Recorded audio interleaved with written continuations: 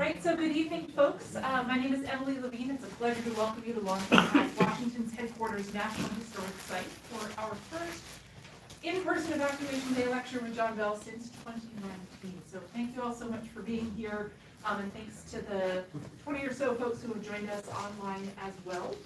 I'd also like to thank the Friends of the Longfellow House, Washington's headquarters, for making this and many other wonderful events throughout the year possible. Again, we are live streaming tonight, so if you're online, feel free to put questions in the chat when we get to our Q&A at the end. I'll try to field some of those as well as questions in the room. Just one more reminder for folks who are here with us in the room that we are filming just from that little phone camera in the back, so it's focused on John, but you incidentally may be captured on YouTube. So, it is now my pleasure to introduce J.L. Bell. Many of you know him.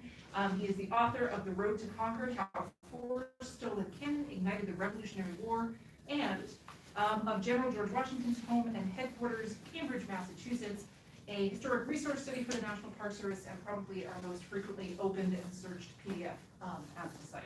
So he shares new research and old stories at boston1775.net. John is a great friend to Longfellow House, and thank you so much, John, for your constant support, your good humor, and your expertise, and we're very excited to hear this new research about Frenchmen at the siege of Boston tonight. All right. Thank you very much, Emily, and thanks to all Emily's colleagues at the National Park Service, to the Friends of Longfellow House, Washington's headquarters, and to the Massachusetts Society of the Cincinnati, which has provided funds for this series of lectures. And thank you all for coming out at the last in-person Evacuation Day lecture was in 2020, but it had only 3 people, so it hardly counts as a public event. You may well have heard the usual story of how the Kingdom of France came to help the new United States of America win its independence from Britain. That story starts with the Virginian Arthur Lee meeting with the French government agent Beaumarchais in London in 1775, and the next year Beaumarchais set up a fake company called Barthollet et Cie to ship goods to America. The Continental Congress sent Silas Deane to Connecticut, to Paris, to Paris to represent American interests. Lafayette arrived coming the other way in 1777, followed by other French officers on their own. Then Benjamin Franklin joined Deane and Lee in Paris, and finally in the fall of 1777, the battles of Saratoga provided a tipping point, and the American victory there showed the French and the Americans themselves that the United States could actually win this thing. And so the next year, the U.S. and France formed a formal alliance. France sent naval support, then it sent troops. That widened the war, which forced Britain to protect more of its territory, fight more enemies, and ultimately, at Yorktown, which was the decisive campaign, there were more Frenchmen fighting for Americans. You may even have heard the story of Nathaniel Tracy, who owned this house in the 1780s, hosting a dinner for French officers, at which he served them frog leg soups, because he thought that was all Frenchmen ate. In fact, there were Frenchmen involved in the siege of Boston even before General George Washington arrived at this house in Cambridge. They were observing, and they were even helping the provincial troops. I'm going to talk about 7 Frenchmen involved in the siege of Boston, as well as Washington's outreach to the French-speaking inhabitants of Quebec. So we'll start at the beginning. We know that the British and French empires, especially in the Caribbean. But it is important to realize that in 1775, France and Britain were officially at peace, which meant that people from one empire could visit the other empire, and they did. And that was how some young Frenchmen ended up here in Cambridge in early 1775. The first 2 men are Julien Alexandre Achat de Bonjour et Loyauté, and his companion, whose name is recorded incompletely and a couple of different ways in the records, but is probably Le Chevalier d'Amboise. Bonjour was the younger son of a noble French family. In 1775, he was 26 years old, but he seems to have appeared older because he walked with a limp. Some people assume that he was wounded in some way during his adult lifetime. Others say that Bonjour had suffered an injury in childhood, or even that he was born with some sort of congenital problem. In any event, he had relatively limited prospects because he was this younger son, and he had this disability, and he yearned to be recognized for something. In the early 1770s, Bonjour moved to Saint-Domingue, or the island of Haiti.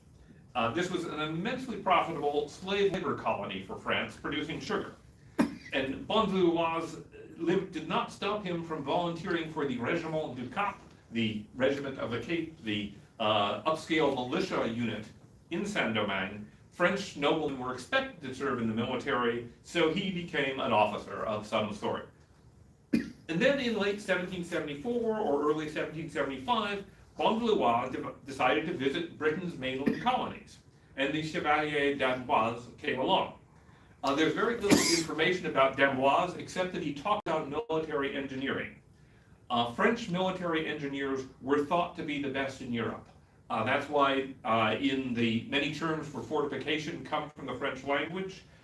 I'm not sure whether d'Amboise actually had any experience at being a military engineer, or he just talked about the subject and he is French, so everybody assumed he knew what he was talking about. Naturally, for Frenchmen interested in military affairs, the most interesting part of British America in 1775 was New England, because starting in September 1774, the royal governor and the people were preparing for a war.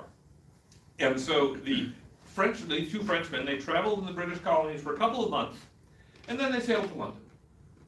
There weren't any ships going directly from the British colonies to France, so if they wanted to get back to France, going through London was the most convenient way. And again, it might seem strange for Frenchmen to go to London like this, but this was peacetime. And in fact, one of Bonjour's older brothers happened to be in London at the same time that summer. Now, one interesting thing about these two Frenchmen at the siege of Boston is that, as far as I can tell, they aren't mentioned in any New England sources from early in 1775. Instead, we know about them from about their visit to New England and the visit to the siege lines from sources in Europe. That summer, the Earl of Dartmouth, Secretary of State for the colonies in the British government, started receiving reports about two Frenchmen who had just arrived in London from America. Dartmouth's aide John Pownall wrote on August 5th, "The lodgers at the hotel in Watling Street have been watched and pumped by a discreet and proper person employed by Lord Rochford."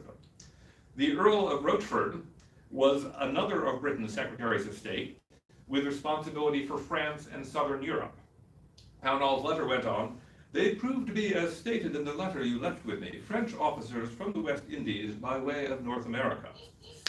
As you guessed, these men were Bonjour and d'Amboise, and the British government sent agents to pump them for information. Sometime that summer, an informant provided Lord Dartmouth with intelligence that I have been able to collect from the two French officers by employing every art and all the address I am master of.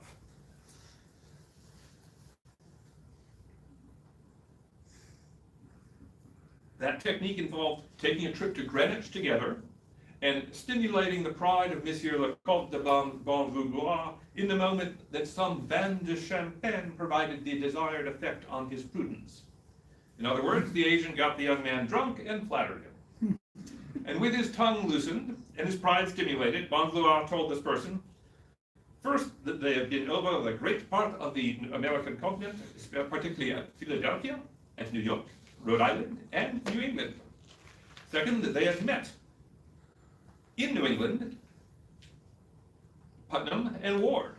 The first they represent to be a good-natured and civil and brave soldier, but a headstrong, ignorant, and stupid general. That's Israel Putnam. And Artemus Ward they indeed hold very cheap. Bonjour told the agent that they had witnessed the affair at Lexington, which he probably meant some part of the fighting of April 19th, not just at Lexington Convent, and the affair of the 17th, or Bunker Hill. The Frenchman was quoted as saying, "They were quoted by the rebels to stay amongst them, and they were offered £40 per month of pay.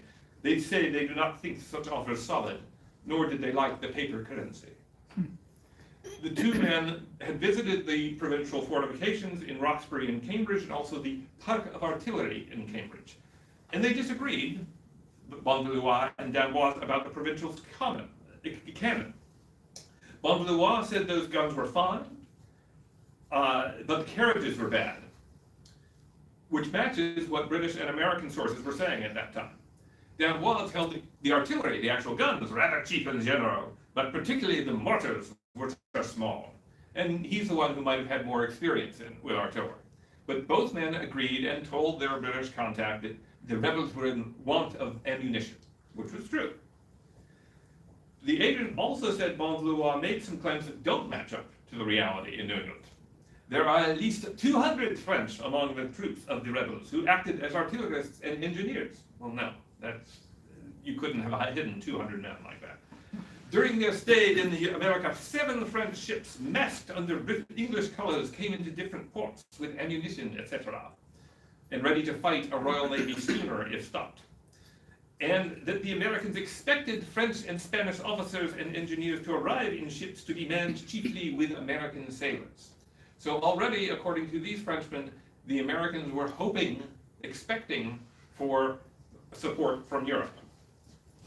The Frenchmen also said that the rebel chiefs employed every art to keep up the common people's spirit, such as making their own people put on English regimentals and come into the camp in the character of officers and soldiers deserting from His Majesty's troops. And one man personated a member of Parliament. I can't find any suggestion that that sort of thing happened in New England. No, if it happened, nobody was fooled. Nobody reported it happening. Bonjour and d'Amboise seem to have been telling their British questioners some things that they thought the British ministers probably wanted to hear.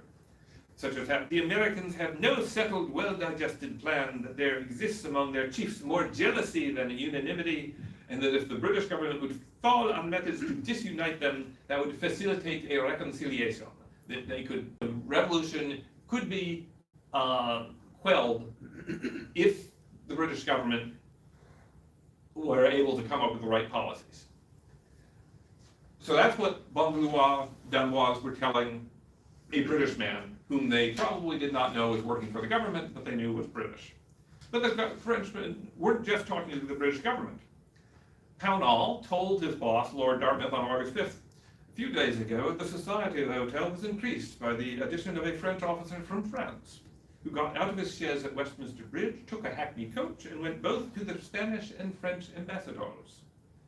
From that report, we can imagine British agents tracking this Frenchman through London, from one vehicle to another, and all the way to the embassies. Now this is the Duc de Guines, France's ambassador to Great Britain in 1775. This was the man who that French officer would have visited at the embassy. After enjoying the champagne, Bonjour had in fact told his contact that he had had 2 audiences of de Guines, and that His Excellency had made him great offers of service and had asked him twice to dinner. So the young man was bragging about how important he was to the ambassador. The agent concluded, "My opinion is that the 2 French officers are at this instant in the service of the rebel Americans and are paid by them, and they came over either with proposals to the courts of France and Spain, or some other commission in the American interests, and they intend to return to their employers by some means of some English ship." Now that guess wasn't accurate, but Bonjour did have bigger ambitions. But I'm going to leave those 2 men in London and return to New England, where another young Frenchman got more involved in the war.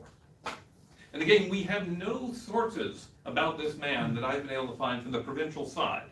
Instead, we have to rely on a British source, one identified as significant just a few years ago by Rick Detweiler, who's here tonight. Rick names this man as Jean-Baptiste Dubuque, 23-year-old son of the French government's Intendant des Colonies, Superintendent of Colonies, which was a high and lucrative office in the French imperial government. According to Dubuque, he was living in Martinique, which is another French colony in the Caribbean. And on April 23rd, he decided to visit New England with a mere desire of traveling and being back in 3 months. Now that was before Dubuque could have heard about the war breaking out in Massachusetts, April 23rd. It had happened only 4 days before. But he could definitely have heard about tensions in the colony of Massachusetts and the provincials' wish for gunpowder and other military supplies, since that had been news for months. So he might have come scouting for business opportunities or just adventure. We know that there were merchants in Beverly, where he set out, in Boston, and in other Massachusetts ports, doing business with Martinique, regardless of the British trade laws. Now, young Dubuque wrote 2 long letters to General Thomas Gage, commander of the British forces in Boston. And those are our main sources on what he was doing. And naturally, he would present himself in the most favorable way to General Gage. So he might have, toned down the idea that he had actually come to provide gunpowder, or see if he could provide gunpowder for the provincials.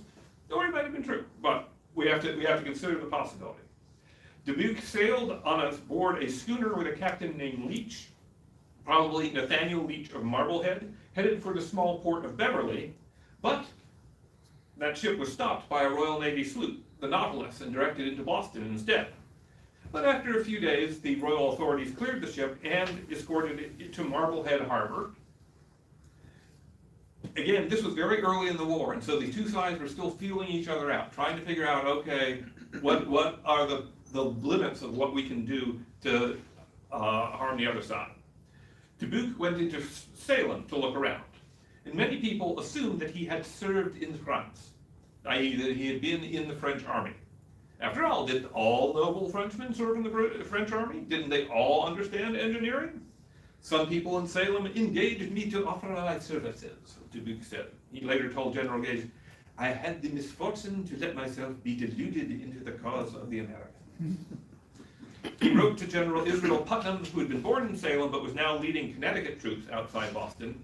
And on June 4th, Dubuque said, Putnam wrote him back and furnished a chaise to go in the camps. When the two met, Putnam inquired a great deal about the quantity of powder which could be in our French islands, and engaged me to write for getting some from hence.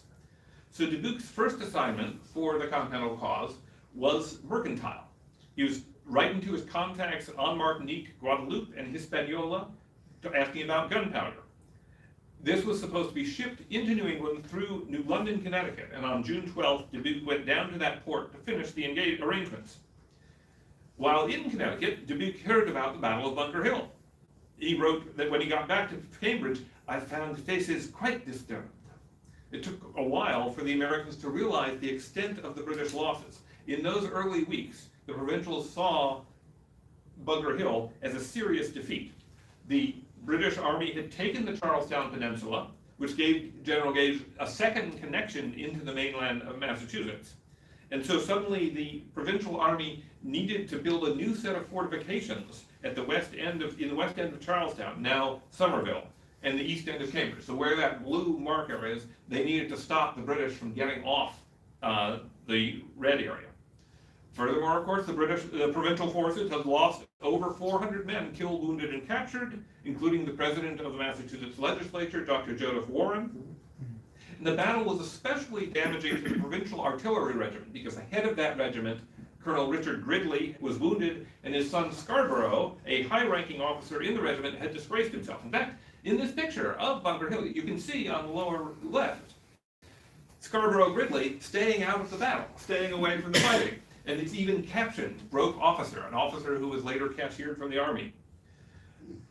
Putnam was threatening, Israel Putnam was threatening to court-martial another artillery officer, but he got the name wrong. So within weeks, the regiment lost both those men, the man he accused and the man who really hadn't measured up. They both left the army. And the artillery officers were the officers in the army who were in charge of building new fortifications. So right at the time they needed more fortifications, the Continental Army had fewer artillery officers. Where could the New England Army find more military engineers? Luckily, there was an aristocratic Frenchman hanging around.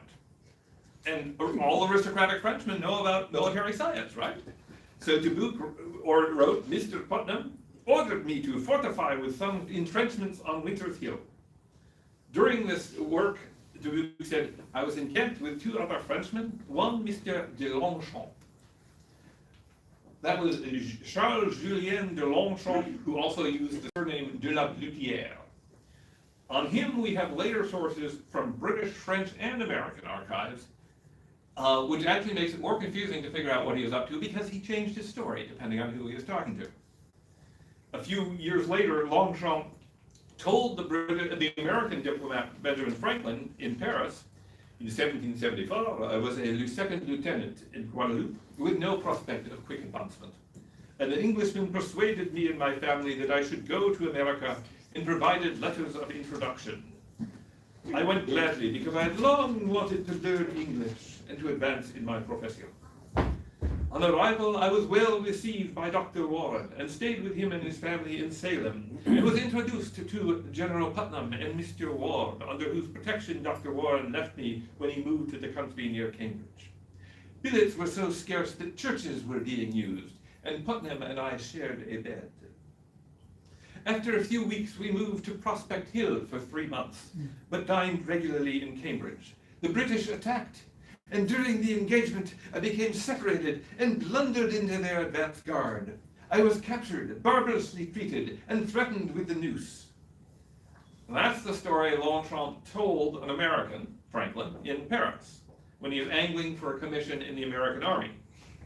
Back in 1775, everyone in Massachusetts had a different impression of what had happened. And it starts with, on July 3rd, 1775, General George Washington arrived in Cambridge to take over the New England Army. It was now the Continental Army, sponsored by the Continental Congress. And one of the first things Washington did was travel around the siege lines, inspecting the fortifications. His colleague in this job was General Charles Lee, a former British Army officer who had great knowledge about all things military. You just had to ask him. According to Dubuque, Monsieur Lee sent me the day after his arrival to survey the lines where the New Hampshire troops were stationed on the northern wing of the siege. We don't know how Washington and Lee reacted to seeing Frenchmen in the army, assisting the army. They didn't leave any comment on that, but we know that Lee was not impressed with most of the fortifications. And on July 6th, just 3 days after the new commander-in-chief had arrived, when he is still settling in, Longchamp defected to the British. According to Dubuque, as I was going to survey the lines, I met with Monsieur de Longchamp, who was coming from Medford, and made his escape to the British camps on Bunker Hill.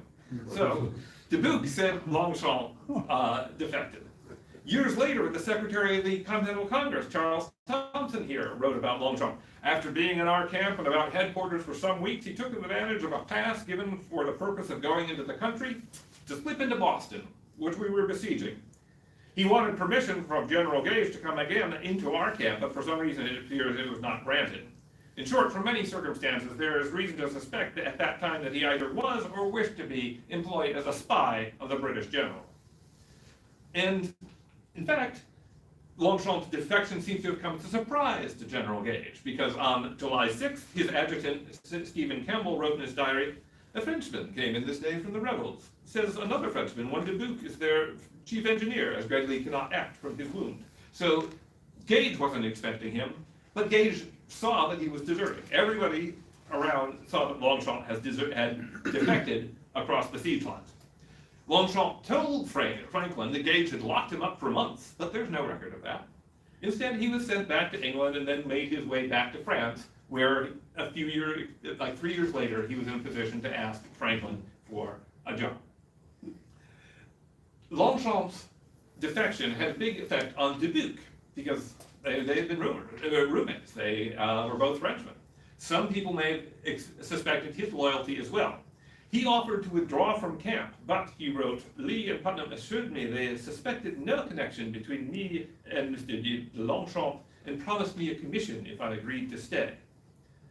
But in fact, Longchamp's departure had started Dubuque thinking in a new way, and it convinced him to look for an occasion of coming and offering you, General Gage, my services in the King's army. Dubuque knew that he couldn't follow Longchamp's path and escape through the guards. Instead, he quit the army camp and sort of lived in Medford, moved back from the siege lines for a few weeks. And on Wednesday, August 9th, he went to Newburyport, hoping to find a ship home to Martinique. The next ship scheduled to make that trip would leave in 3 weeks. But he heard that a Royal Navy ship would soon come out to Salem under a flag of truce, bringing out some Bostonians who wanted to leave that besieged town. So he thought he could get on that ship when it went back. So he went back to Medford, preparing to get on board the Navy ship. He said that he thought that the foggy weather would keep it from sailing right away, but then he learned that it had sailed anyway. So he rushed up through Danvers to Marblehead, finding men working to equip privateering vessels even on a Sunday in New England, even on the Sabbath. And on Tuesday afternoon, he managed to get into a little boat, leaving a bundle of clothes behind in his tavern, and he made his way to the boat of the Royal Navy ship Merlin. That ship's boat was collecting water to put on board the ship, and they collected Monsieur Dubuque. The sailors brought him aboard their ship, where Captain William Challoner Burnaby welcomed him. He even tried to go back for his clothes, but he found the town too hot for him. So he went on board the ship, went into Boston. And on August 17th, General Gage's adjutant wrote, "The captain of the man of war that conveyed the inhabitants to Salem is returned, and brought with him Monsieur Dubuque, a Frenchman who had been employed by the rebels as an engineer." The next day, Dubuque wrote out a long report to Gage, which is our main source for his 2-month adventure with the American army. He described the fortifications and artillery he had seen. He had described the redoubt that he had built for them. About the continental generals, Dubuque wrote, "There is but General Lee who has any experience. He is a very alert man, always surveying the lines and posts. He walked about all of the night on the attack of the riflemen. General Putnam is a very good soldier, and General Washington, a very rich man." Dubuque declared that all of the New Englanders besieging Boston were a parcel of rebels governed by a tyranny of which they can't fail to know soon the difference from the unhappy constitution under which reason ought to maintain them. He then offered his services to Gage. "I am yours to command, to expose my life for the defense of this cause I esteem the best." Well, there is no evidence that Gage trusted Dubuque or gave him any responsibilities. And as far as I can find, nobody on the American side even mentioned Dubuque's disappearance. The fact that he had left the army a couple of weeks before, gone back to Medford, sort of quit, maybe they didn't even realize he was gone, that he had snuck out through Marblehead. But nevertheless, Dubuque left his mark on the siege. This is from a detailed map of the theater of war created by Henry Pelham, an artist working in Boston and a loyalist. And next to Winter Hill, as Dubuque described, is a fortification labeled French Redoubt. And as Rick said, this is probably the work of Monsieur Dubuque. It's not a French style redoubt, it's actually a French man's redoubt. Now what about that third Frenchman that Dubuque said he and Longchamp had roomed with? I have no idea. Maybe someday we'll spot his name in the records and we'd be able to trace his name through and find his story. But right now, he's just there. Now, in the late summer of 1775, George Washington began to be concerned about a different type of Frenchman, the inhabitants of Quebec. These were francophone subjects of King George III, brought into the British Empire after the 7 Years' War. New Englanders distrusted them because they were Catholic. One of Massachusetts' big grievances in 1774, if you read the Suffolk Resolves, things like that, is the Quebec Act, because it recognized the Catholic religious establishment in Quebec, where most people were Catholic. There were rumors in the New England newspapers that fall of the Crown recruiting thousands of Frenchmen to come down from Canada and fight the good British subjects of Massachusetts. But now, General Washington was trying to win over that population. He knew that General Philip Schuyler, General Richard Montgomery were preparing to invade Canada from New York. And with Colonel Benedict Arnold in this house, he planned a second invasion thrust through Maine. And part of that effort was an address to the inhabitants of Canada, inviting them to join the cause, or at least not to fight against the Americans who were invading their territory. Working here in Washington's headquarters, the general's military secretary, Joseph Reed, drafted that address, and General Lee helped to write and translate it into French. Colonel Arnold packed several hundred copies of this letter, printed copies, to distribute to the people of Quebec. And it read in part, "Our enemies have been deceived with regard to you. They have persuaded themselves. They have even dared to say that the Canadians were not capable of distinguishing between the blessings of liberty and the wretchedness of slavery. Ironically, what Washington just said, that is exactly what New Englanders did believe about Catholics, that they couldn't tell the difference. They were so amenable to authorities, civil and royal. Washington promised the people reading this letter that Arnold would pay for any necessaries and accommodations the people of Quebec provided, and concluded, "The cause of America and of liberty is the cause of every virtuous American citizen, whatever may be his religion or his descent. The United Colonies know no distinction, but such as slavery, corruption, and arbitrary domination may create." Later that year, Washington issued another document order with the French Canadians in mind. New England had a habit of celebrating November 5th as Pope Night, with anti-Catholic pageantry ending in a bonfire.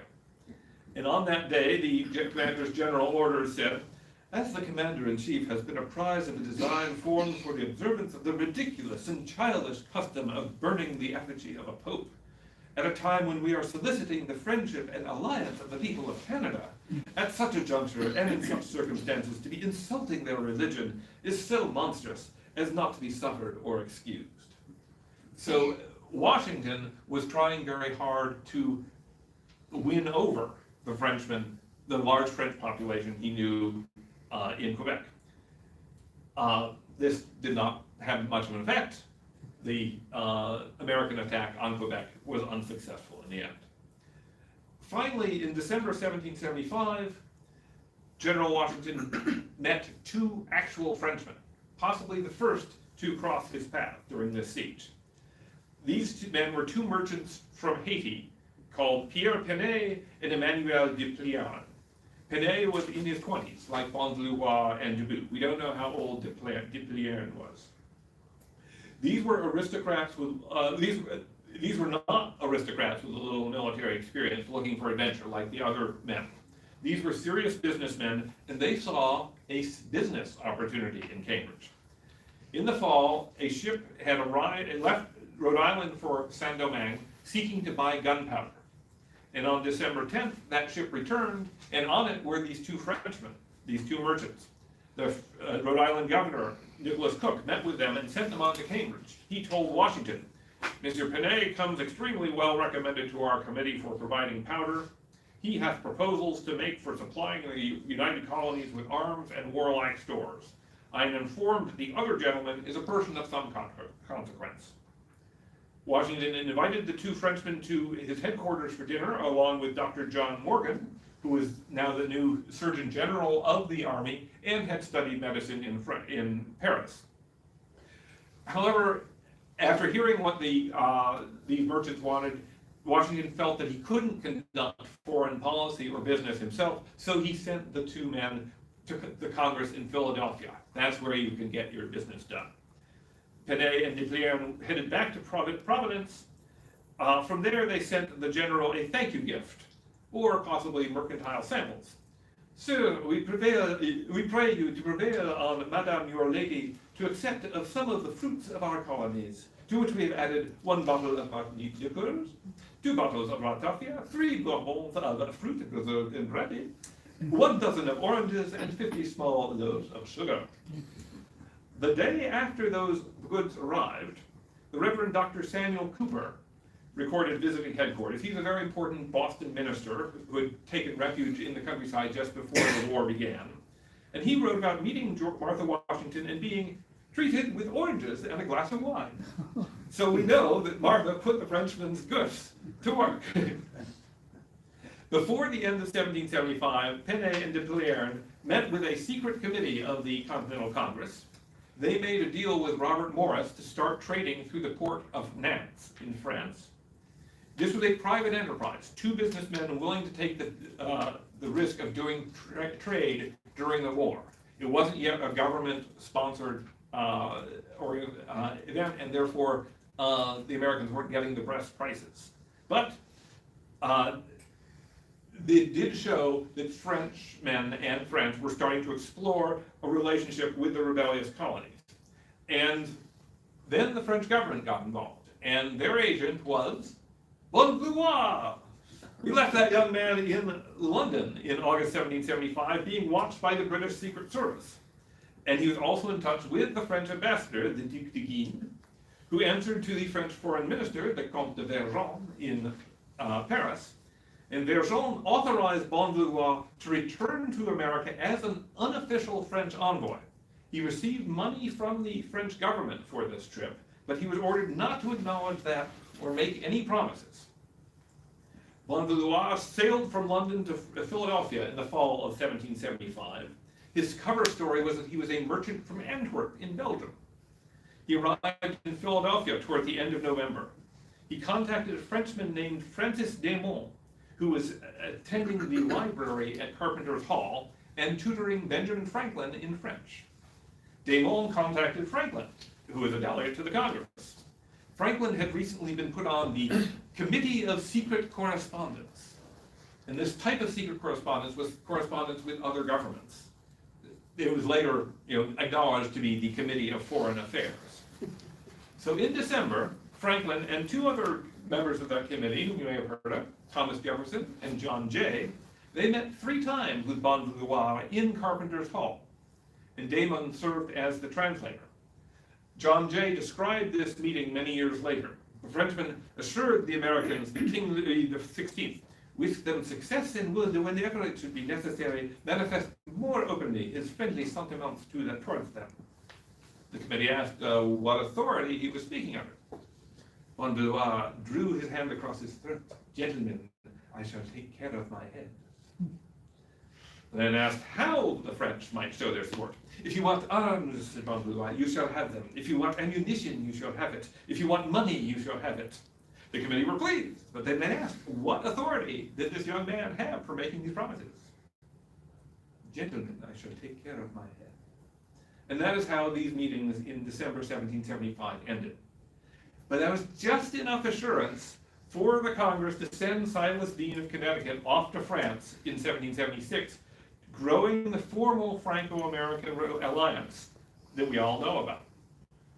But the earliest seed of that alliance went all the way back to the start of the war in New England and to some Frenchmen, these 7 Frenchmen, 6 of whom we know, visiting Massachusetts and being at the Siege of Boston. So thank you very much. I'm happy to hear any questions or comments.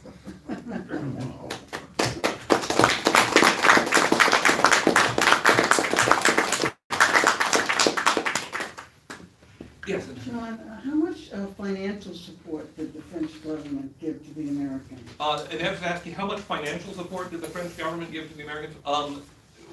By one measure, a disastrous amount, because the French spent so much in supplying arms, supplying soldiers, supplying ships, and indeed sending actual money, that this debt was what forced the French government to start thinking about raising taxes later in the 1780s, which caused them to call the Estates General, the États Généraux, the legislature, which they don't usually do, which caused the French Revolution. So it was in the millions. Now, not all of that was, it wasn't just grants of money to the Continental Congress. A lot of it was sending over these thousands of soldiers, thousands of sailors on the naval ships, paying for them. And one thing that was quite important also was that the French government paid in actual money, in gold and silver, and which was in very short supply in America by the end of the war. So it also helped the economy, just that expenditure by the French government. Jim? Did the French occupy any homes on Brattle Street or Harvard Yard, or where they lived? Where did these Frenchmen live? Well, there were just so few of them. The only time I think in our sources which say where any of them lived was, I think it might have been Longshore said that he lived in a church, and we know they did use Christ Church, but they used a lot of other churches. There is a connection with General Charles Lee. We know he was living at times at the Ryle House, and also at another house in Medford after Washington wanted him to get closer to the front. So my bet is that these houses along, these few houses along Torrey Road, other houses, they were just crowded with scores and scores of soldiers, 150 men in one of these mansions. And they're big mansions, but that's a lot of guys. Yeah. So I think that they were probably sharing rooms with 3 or 4 other men and wherever they could. But I don't think they wouldn't have known, probably, and their sources aren't detailed enough. Rick, do you have any insight? I just have one kind of theory that Dubuque talks about President Langdon of Harvard's discussion about free trade, of which he published a treatise.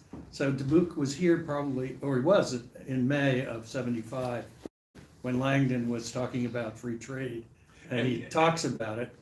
And he also was at the Fowl House in Watertown, which was the council where they met from the provincial, Massachusetts provincial government. Yeah, the Massachusetts And government that was their that time. headquarters, where they had their offices. So he was probably in Watertown too. And undoubtedly somewhere here in Cambridge, maybe the Longfellow House. Who knows? Yeah, I mean, there were. They didn't number write of it places. down deliberately, as you can imagine. Yeah, and again, people like Longshore were not very reliable for what they did say. So it would be nice to know exactly where they were. I think we can say that Dubuque was at that hill, which is marked as French Redoubt. He did visit Batchelder and Beverly for a day or so. I mean, that was his connection. His family had been in trade with them, trading building materials and things from New England for rum and sugar from Martinique. And so he landed in Beverly, then he moved down to Yeah. Salem, and Yeah. it was in Salem, Yeah. probably at a public house, a tavern of some sort, that he first heard from Putnam. Where he left his clothes. And later left his clothes in Marblehead, yeah. So he was probably moving around a lot. Again, one thing that struck me as I was preparing this was that many of these people, all the people we can identify clearly, were in their 20s, their mid to late 20s. So these are, not very well established gentlemen. These are people just starting out, sort of scrabbling. They're born into pretty high ranking, but they are trying to find a place for themselves. And so this is their gap year, coming to see the war. Wonder what happened to them all. Well, there was a question. Is there a question for you, sir? You had your hand up? Yeah. Me? Yes. Yes. Oh, thank you for an informative presentation, including a very convincing Pink Panther impression. So I have a question about how your research developed. First of all, where do you go in France to find material on these gentlemen? And second, did you go there intending to do research on the French in Boston, or did you come across them and then head off in a promising new direction? Okay, I have to admit, I have not been to France. Okay. I have been to Britain, where I found some sources. What kind of archives or Well, the National repositories? Archives in London are very useful. In Ann Arbor, Michigan, there is a library called the Clements Library, which Mr. Clements was a rich industrialist in the late 1800s, early 1900s, and as his, I think, retirement project, he just went around and bought a whole lot of papers from aristocratic English families that needed money and American families that needed money, and built this amazing library, research library of materials. So among the papers that he bought and just had shipped over in 20 trunks were 20 trunks of General Thomas Gage's papers that had just been up in the attic of the family ancestral home in Britain for 150 years at that point. And among those papers was this letter that Rick found, or these two letters, from Dubuque to Gage explaining what he had been through and why he was now offering his services to Gage after having worked for a couple of months for the Americans. And that is just a terrific source.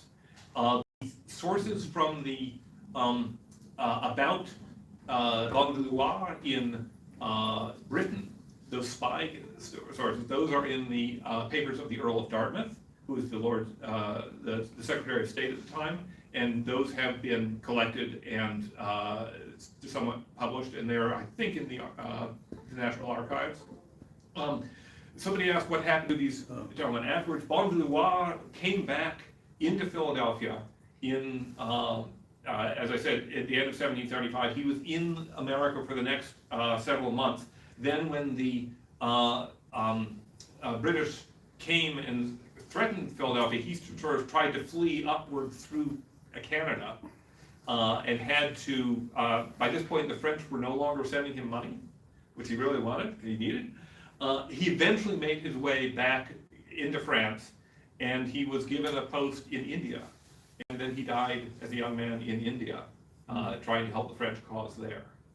The other person I know anything about afterwards is Longshore. We know about him because he came back to America after the war, and at this point he had changed his story again, and now he is the great friend of America, and he had never, defected to the British, and he was trying to get some sort of job with the new American government, and he wanted the French ambassador to vouch for him, and the French ambassador was not going to do this. So he, as I understand it, he renounced his French citizenship, took American citizenship, and then went and sort of tried to get into a fist fight with the French ambassador on the streets of Philadelphia. And that is why Charles Thompson, this former secretary of the Continental Congress, was writing this letter about how unreliable this man was, because he was just causing more trouble. Yes, sir. Colonel Gridley, you said he was wounded at Bunker Hill? Yes. What exactly happened to him, do you know? Colonel Richard Gridley, yes, he was wounded at Bunker Hill. He had to recuperate at his home in what is now Canton for a number of weeks. And during this time, he was sending orders into the army through his son, Scarborough, the disgraced son, the son that nobody liked anymore. So they had to take orders from this guy who was now going around claiming to be a lieutenant colonel, even though he had never gotten that rank officially. Eventually, towards the end of the summer, George Washington realized that this was not going to work, that Gridley had become, quote, obnoxious to the artillery corps. But he was a 60-something, highly respected war hero from the last two of Massachusetts' wars. Everyone believed that he was a military genius. So what was Washington how could he deal with this? Especially that his next choice for who should be in charge was a 20-something man with no military experience at all, a man named Henry Knox, whom he had just met when he arrived here. And that's what I'm thinking might be my next book, is that maneuvering of how Washington had to rebuild the artillery regiment in 1775. Basically what happened with Gridley was they promoted him, they kicked him upward. They said, you are now the chief engineer of the entire Continental Army, and we'll have this young man take over as the colonel of the artillery regiment. You don't need to do that anymore. And then they court-martialed Scarborough, and they didn't renew the contract, as it were, for one of his nephews who had also been at Bunker Hill, and they just sort of remade everything. And Gridley remained the colonel. He remained the chief engineer of the Continental Army, but he really never left New England. He never was involved in the other campaigns. He just stayed and worked on projects here until it was time to retire. I've got a couple questions from folks online. Hello, folks online. So I'll do one or two of these. Could you comment about the role of the Spanish, Juan Morales, at this early part of the war? Did the French and Spanish ambassadors meet? Did this serve as the seed for their alliance later in the war? Did the French, were the Spanish involved at this stage of the war, and was there meetings? I'm sure that the French and Spanish ambassadors were in conversation at this point, but I don't know this story, and I know that the part of this war, it made much more sense for French to be involved than the Spanish. The Spanish really got involved in the southern campaigns, in the Floridas, in Mobile, along the Gulf Coast. So this was really too early for the Spanish to see much of an interest in getting involved in this conflict within the British Empire. Naturally, of course, once it became clear that this was a wider war, the Spanish saw an interest in trying to get Gibraltar back. And that was a major campaign for the Spanish and British empires during the last years of the war. And Britain felt very pleased that they came out with Gibraltar still in their empire. Interestingly, there was one person at this site who was involved in the Gibraltar campaign. The second son of the Vassal family that built this house was a man named Spencer Thomas Vassal, a young man named Spencer, a teenager named Spencer Thomas Vassal, as he joined the British Army, and he was deployed to Gibraltar, and he spent some months there during the siege, inside the besieged British enclave. And so he was a career Army officer in the British Army, and that was, veterans would look back and say, oh yes, Vassal was at Gibraltar. We know he was we know we can trust him. So that is our connection to the Spanish side of the American Revolution or American War for Independence. That's fascinating, thank you. I'm gonna do one more from online, and then we'll pass it back to the room here. So Kyle asks, were Continental soldiers receptive to fighting alongside French, especially French Canadian Catholics, like John Livingston's Canadian regiment raised in 1775 and used in the invasion of Quebec? Were American soldiers receptive to fighting alongside French soldiers and especially French Catholics? Yes. And I would say there was a lot of tension. And there was even a moment in the late 1770s where there was a riot in Boston, and a French officer who had come to America to support the American cause was killed by Americans who were just upset at this large influx. I won't call it an invasion, but a large number of French soldiers and sailors arriving all at once.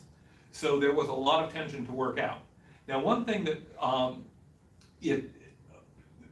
the way the Army works now, we see it in movies where there's an American company and there's like a Southerner and a Brooklyn guy and a Hispanic guy and so on.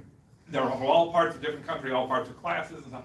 That's not the way the Army was formed in the Revolutionary War. You went to war, you signed up to serve in a company and a regiment that was recruited from your area, from your colony, from your neighborhood. So you went to war with your brother and your cousin and the guy who stole the girl from you when he was 14 and the other guy who you grew up next to. And so you knew everybody. Maybe a couple people from the next town over and so on. That would be your company. So the people were not thrown into companies with Frenchmen. They were fighting separately. They were billeted separately and so on. So there wasn't that much ability to interact except in the cities, like when these thousands of Frenchmen arrived in Boston. And that's where the tensions were. Any questions in the room? Yes? How does Lafayette fit into this picture? Did he know any of these Frenchmen? Oh, and I doubt it. I think that one of them may have been in a military regiment that he was also involved in, or something. So they may have crossed paths, but Lafayette was so immensely rich that he was, even these aristocrats were not in his class.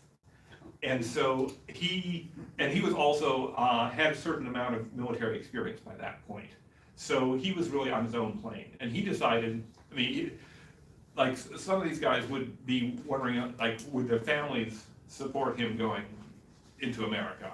Lafayette had to worry about whether the king would allow him to leave. And he actually had to sneak out of France the first time because Louis had not given him permission to leave. He was that important in French society. So Lafayette was really acting on his own and on a higher plane than these guys. Yeah. Did the American troops then work under Lafayette, and if so, how do they feel about him? Did the American troops work under Lafayette? Yes, Lafayette eventually received a commission from the Continental Army as a general. Again, Frenchmen must know all about military stuff. So make him a general. And what happened, a lot of people credit what happened at the Battle of Brandywine in September 1777 as crucial, because at that battle, Washington, it was one of the major battles of the war, and yet it's an American loss, so we don't remember it as much. But General Howe and General Washington were facing off against each other. Howe came around a sweeping flanking maneuver, caught Washington by surprise, and Lafayette helped to delay Howe's flanking and was wounded. And this seems to have convinced the whole army that this young man from France was reliable and somebody who could lead us. And so yes, he led American troops throughout the war because he is a Continental Army officer and not a French Army officer at that point. It's a good question. Any other questions or comments? Anything? One brief more thing, about it? I'll say we were in France and did go into the Archives Nationales. My wife teaches French, she taught at Harvard for a while and Tufts. But there's a lot about Les Dubuques and the family of the Intendant, who seems to have been running some kind of intelligence operation. And it's online too. You can find a lot of this material online now. You know, the stuff in Britain, the archives there are also online. You can find a lot. I found Marblehead Fort in the, you know, London. I should say that one of the sources I used on Bonjour was something called, is published by a man named Benjamin Franklin Stevens, and it's facsimiles of documents related to the American Revolution. And this was before online, before printing. This was actually somebody in the late 1800s went into archives, found things which looked interesting, and then copied them out as closely as possible and published a whole series of these for libraries and historical collectors. This was as close to online as you could get back then, if you could find one of these volumes. And now, as Rick says, a lot of this stuff is being digitized, and if you can read French or 18th century French, you can find much more material. The Dubuque family, as Rick says, was very high level, and I'm not sure this guy was, I can't tell where in the family he was. Was he younger? He seems to have been a younger son, was younger. maybe even a younger nephew, maybe even a younger grandson. The family was all involved, the cousins Germain and all of them, but what's interesting is the Intendant was friends of Jacques Necker, who was the Minister of Finance. He was appointed by the Duc de Choiseul, and I found their papers of nobility, which were signed by Louis. He writes bon on the things he approves. So they were very close. the Dubuque family was very influential, and I'm sure that within the French Empire, no matter who Monsieur, this Jean-Baptiste Dubuque was, dropping the Dubuque name probably was a good thing. Yeah, he referred to his Intendant as one of his references. Yes. And the Duc de Choiseul Muse, who was also in the family, was the one whose arm Marie Antoinette was leaning on when they were captured at Varennes. So they were very involved in a lot of intrigue. Mm-hmm. All right. Any other questions? Any other comments? All right. Well, thank you all very much.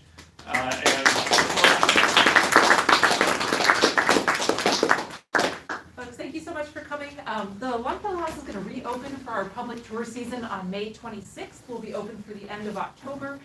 So we hope you'll come back for a tour during the summer, for a lecture, for a concert, a poetry reading, and thank you again for coming out this evening. Oh, could I add one other thing about Charles Lee?